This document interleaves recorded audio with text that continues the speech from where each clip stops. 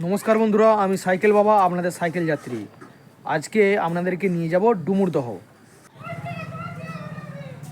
শ্রী শ্রী ঠাকুর সীতারাম দাস ওঙ্কারনাথ দেবের আশ্রম, অর্থাৎ রামাশ্রম এবং রাম মন্দির। আর তারপরে নিয়ে যাব সীতারাম দাস ঠাকুরের জন্মভিটা, আর এখানকার ইতিহাসটাও আপনাদেরকে বলার চেষ্টা করব। তারপরে আপনাদেরকে নিয়ে যাব ত্রিবেণী, ফাঁসিঘাট, ওঙ্কারতলা। তো ওখানে দুপুরবেলা ভদ্রকালী মায়ের ভোগ আরতি হলো, আর সেই ভোগ আরতি একটুখানি দেখে নেব, আর ইতিহাসটাও সব বলার চেষ্টা করব, সেই আশ্রমটাও দেখাবো। তো চলুন, ততক্ষণ ভিডিও আমার দেখতে থাকুন। আর শ্রী শ্রী ঠাকুরকে, অর্থাৎ সীতারাম দাস ওঙ্কারনাথ ঠাকুরকে, তো ওখানেই দাহ করা হয়েছিল। তো যেখানে দাহ করা হয়েছিল সেখানে এখন মন্দির তৈরি হয়ে গেছে, সেটাও আপনাদেরকে দেখাবো। দাহ করার এই জন্যেই কারণ হচ্ছে যে উনি তো সংসারী লোক, উনি সংসারী করেছিলেন, সেই জন্যই ওনাকে দাহ করা হয়েছিল। তো চলুন দেখে নেওয়া যাক ডুমুরদহ রামাশ্রম এবং ঠাকুরের জন্মভিটা। এই সেই পুণ্যভূমি ডুমুরদহ, যেখানে মহাপুরুষ শ্রী শ্রী ঠাকুর ওঙ্কারনাথ রামাশ্রমে কঠিন তপস্যা করে সিদ্ধিলাভ করেছিল। এই গ্রামেই তিনি তার প্রথম 51 বছর কাটিয়েছিলেন, এখন যা গুরুধাম বলে সবাই জানে। চলুন আমরা এই পুণ্যভূমিতে রামাশ্রম এবং শ্রী বৈজনাথ নিকেতন দর্শন করি, যেখানে একদম মন ভালো হয়ে যাবে। এই আশ্রমটি প্রতিষ্ঠিত হয়েছিল 1334 বঙ্গাব্দ 15ই চৈত্র বুধবার বাসন্তী পঞ্চমী তিথিতে। আশ্রমে প্রবেশ করেই আমি অবাক হয়ে গেলাম, কী বিশাল জায়গা জুড়ে এই আশ্রমটি, যা গলির মুখে একদম বোঝা যায়নি। আশ্রমে প্রবেশ করেই জলের কল আছে হাত ধুয়ে নেওয়ার জন্য। সামনেই দেখছেন ঠাকুরের নির্মিত রাম মন্দির, যেখানে সারাক্ষণ রাম নাম জপ করা হয়। এই আশ্রমে শ্রী রামচন্দ্র, সীতামা ও ভ্রাতা লক্ষ্মণের বিগ্রহকে পূজিত করা হয়। বাংলা তথা ভারতবর্ষের সাধকদের মধ্যে এক উল্লেখযোগ্য সাধক ছিলেন শ্রী শ্রী ঠাকুর সীতারাম দাস ওঙ্কারনাথ দেব। 1891 সালে বাংলার 1298 বঙ্গাব্দ 6 ফাল্গুন বুধবার সকাল 8টা 1 মিনিটে কৃষ্ণা পঞ্চমী তিথিতে তিনি জন্মগ্রহণ করেন।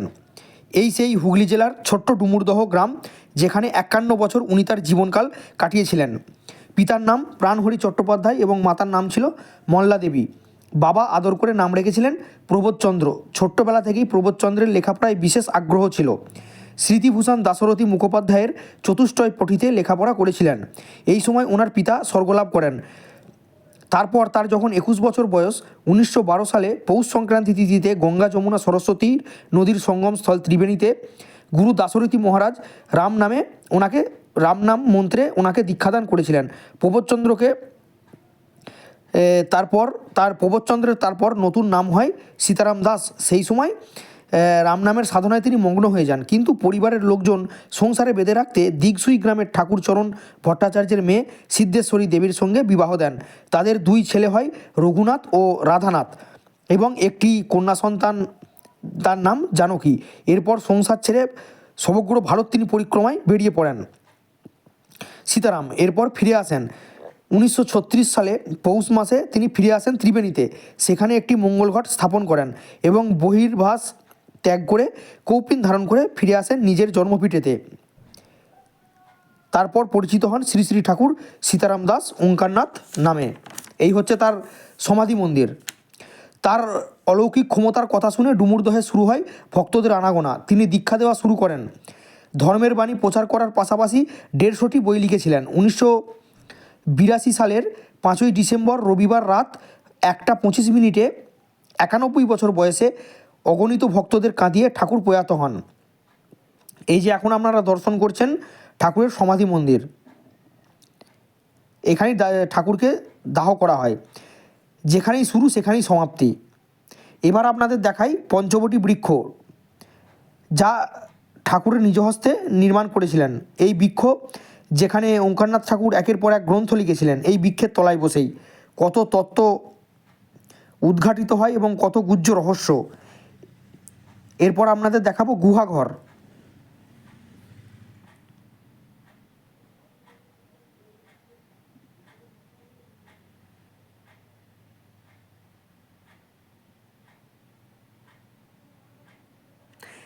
এই যে আপনারা সামনেই দেখতে পাচ্ছেন গুহাঘর, যেটা 1340 সালে তপস্যার তীব্র আকর্ষণে গভীর শীতের রাতে সকলের অজান্তে নিজ গুরু পুত্রকে সঙ্গে নিয়ে, আরও কয়েকজনকে সঙ্গে নিয়ে নিজ হস্তে এটি তিনি খনন করেছিলেন। এখানে সাধনকালে শ্রী শ্রী ঠাকুর ঈশ্বরের প্রথম প্রত্যাদর্শ লাভ করেন। ঋষি তুমি ঝাঁপিয়ে পড়ো। একই সময়ে ঠাকুর শ্রী শ্রী ঠাকুর জয়গুরু নাম শোনেন। তারপর থেকেই নাম হয় জয়গুরু সম্প্রদায়ের, অর্থাৎ জয়গুরু সম্প্রদায়ের উৎপত্তি হয়।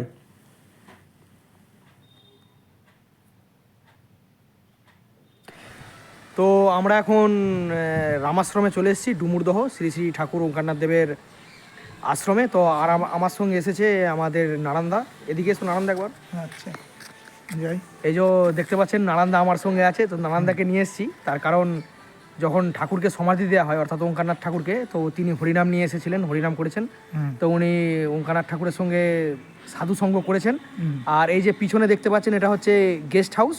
তো আপনারা এখানে গেস্ট হাউসে আসতে পারেন, তো আগে থেকে জানিয়ে আসবেন আর আধার কার্ড অবশ্যই নিয়ে আসবেন আর কিছু পয়সার বিনিময়ে মানে এখানে থাকতে হবে। দেখুন এনাদের কোনো দাবি নেই, তার কারণ আশ্রম তো বিভিন্ন মঠ মন্দির বা আশ্রম ভক্তদের দানে চলে। তো যেহেতু আপনারা এখানে আসবেন তো কিছু দান এনাদের দেবেন, আর যদি অন্নভোগ খাওয়ারও ইচ্ছা থাকে তো আপনারা এখানে আসবেন, এসে আগে থেকে জানাবেন। আর ফোন নাম্বারটা আপনাদেরকে আমি বক্সে দিয়ে দিচ্ছি। এখন আমরা অবশেষে চলে এসেছি শ্রী শ্রী ঠাকুর সীতারাম দাস ওঙ্কারনাথ ঠাকুরের শ্রী শ্রী বৈজনাথ নিকেতনে। এই সেই পবিত্র স্থান যেখানে ঠাকুর তার শৈশব, বড় হওয়া ও সিদ্ধি লাভের 51 বছর কাটিয়েছিলেন। এই গৃহের প্রতিটি কোণায় ঠাকুরের স্মৃতি জড়িয়ে আছে। এই গৃহে ঠাকুরের প্রথম ব্রহ্মজ্ঞান লাভ হয়। আপনাদেরকে ঠাকুরের গৃহটা একটু ঘুরে দেখায়।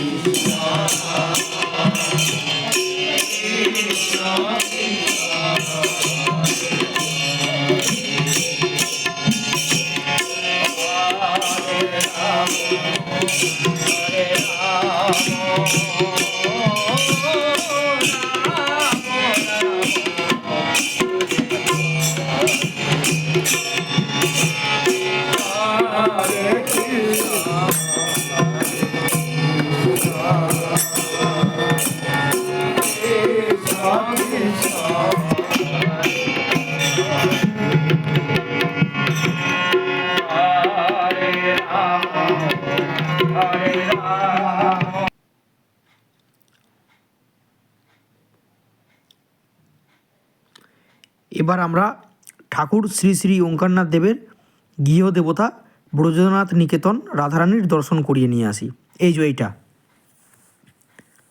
ওঙ্কারনাথ দেবের গৃহদেবতা ব্রজনাথ রাধারানী, দর্শন করে নিন। জয় গুরু, জয় গুরু, জয় গুরু, জয় নাম, জয় ভগবান, জয় গুরু, জয় নাম, জয় ভগবান।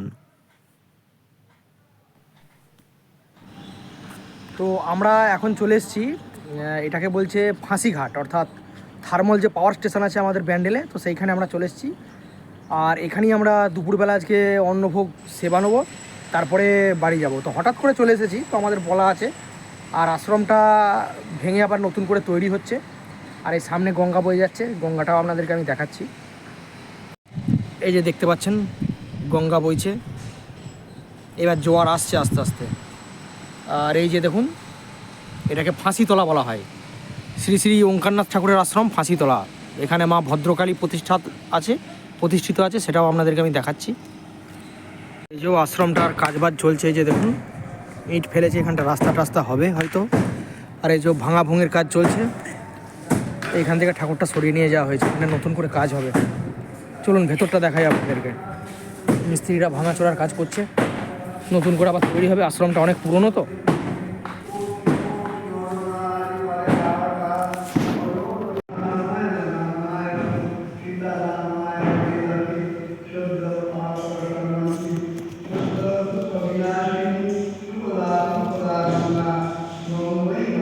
जय जय गुरुमती माई की जय जय गंगोत्री माई की जय जय गंगा माई की जय जय विशिष्ट तत्वशाली सीता माई की जय जय वृंदावन राधा गोविंद गोविंद मदन मोहन की जय जय राधा कृष्ण श्याम गिरी गोवर्धन की जय जय मुद्रापुरी की जय जय दाकर गोष्ठापुरी रामचंद्र की जय जय गाय पुष्पा दामोदर महाराज की जय लक्ष्मीनारायण महाराज की जय जय श्री राम गोपाल की जय साधु स्मृति 125 कोटि नाम मंदिर राम लक्ष्मण सीता हनुमान राधा गोविंद जी की जय गुरु शिव की जय नर्मदे स्वामी कमला माता की जय भगवान कंचन की जय भगवान माई की जय त्रिवेणी गंगा माई की जय